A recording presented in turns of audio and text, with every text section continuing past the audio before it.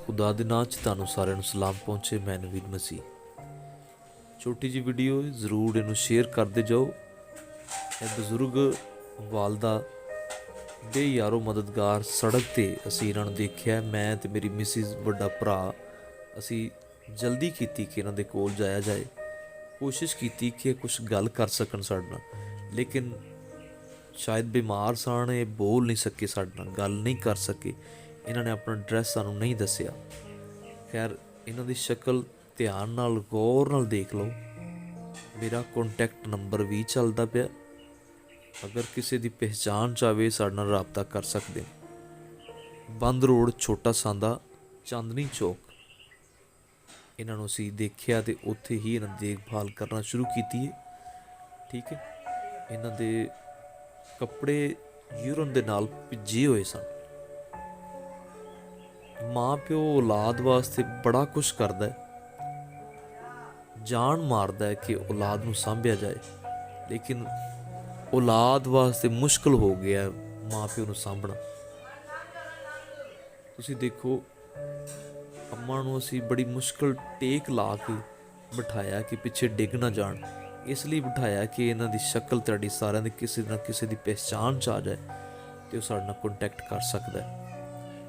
Urine ਦੇ ਭਿੱਜੇ ਹੋਏ ਕੱਪੜੇ ਸਨ, ਇਸ ਲਈ ਅਸੀਂ ਮੁਨਾਸਿਬ ਸਮਝਿਆ ਕਿ ਇਹ ਕੱਪੜੇ ਚੇਂਜ ਕੀਤੇ ਜਾਣ ਤਾਂ ਕਿ ਸਰਦੀ ਤੋਂ ਬਚ ਜਾਣ। ਅਤੇ ਮੇਰੀ ਮਿਸਿਸ ਨੇ, ਕੁਛ ਹੋਰ ਭੈਣਾਂ ਨੇ ਨਾਲ ਮਦਦ ਕੀਤੀ ਤਾਂ ਕਿ ਅਸੀਂ ਇਹਦੇ ਕੱਪੜੇ ਅੰਮਾਂ ਦੇ ਚੇਂਜ ਕਰ ਸਕੀਏ। ਪਤਾ ਨਹੀਂ ਕੀ ਪ੍ਰੋਬਲਮ ਸੀ, ਇਹਨਾਂ ਕੋਲ ਬੋਲਿਆ ਨਹੀਂ ਸੀ ਜਾ ਰਿਹਾ। ਨਾ ਇਹਨਾਂ ਨੇ ਸਾਨੂੰ ਆਪਣਾ ਨਾਂ ਦੱਸਿਆ ਅਤੇ ਨਾ ਇਹਨਾਂ ਦੇ ਕੋਲੋਂ ਸਾਨੂੰ ਕੋਈ ID ਕਾਰਡ ਜਾਂ ਕੋਈ ਐਡਰੈਸ ਵਗੈਰਾ ਮਿਲਿਆ।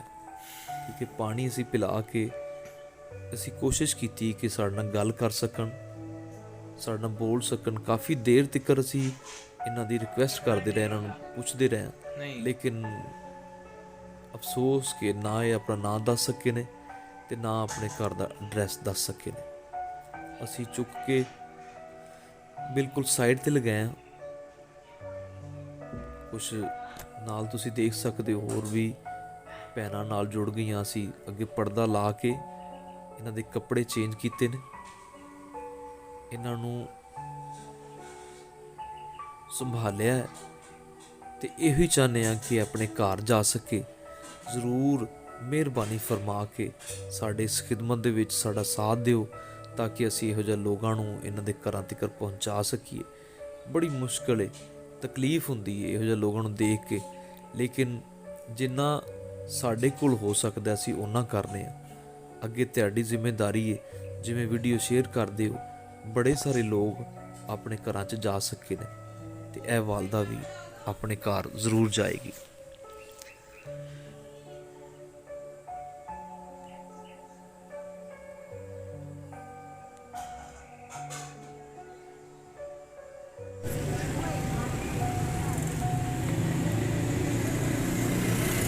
ਜ਼ਿਆਦਾਤਰ ਜਦੋਂ ਮਾਂ-ਬਾਪ ਬੁੱਢਾ ਹੋ ਜਾਂਦਾ ਹੈ, ਉਹਨੂੰ ਖੁਦ ਕੱਢ ਦਿੱਤਾ ਜਾਂਦਾ। ਇਹ ਯਾਦ ਰੱਖੋ, ਕੱਲ੍ਹ ਨੂੰ ਸਾਡੇ 'ਤੇ ਵਕਤ ਆ ਸਕਦਾ। ਅਗਰ ਇਹ ਮਾਂ ਜਿਹੜੀ ਸੜਕ 'ਤੇ ਨੇ ਅਤੇ ਕੱਲ੍ਹ ਨੂੰ ਜੇ ਅਸੀਂ ਆਪਣੇ ਮਾਂ-ਬਾਪ ਨਾਲ ਇੰਝ ਕਰਾਂਗੇ ਅਤੇ ਕੱਲ੍ਹ ਨੂੰ ਅਸੀਂ ਵੀ ਸੜਕ 'ਤੇ ਆ ਸਕਾਂਗੇ। ਅੱਜ ਸਾਡੇ ਨਾਲ ਕੁਛ ਭੈਣਾਂ ਨੇ, ਕੁਛ ਭਰਾਵਾਂ ਨੇ ਮਿਲ ਕੇ ਹੈਲਪ ਕੀਤੀ ਹੈ, ਕੁਛ ਦੇ ਕੱਪੜੇ ਚੇਂਜ ਕਰ ਸਕੇ।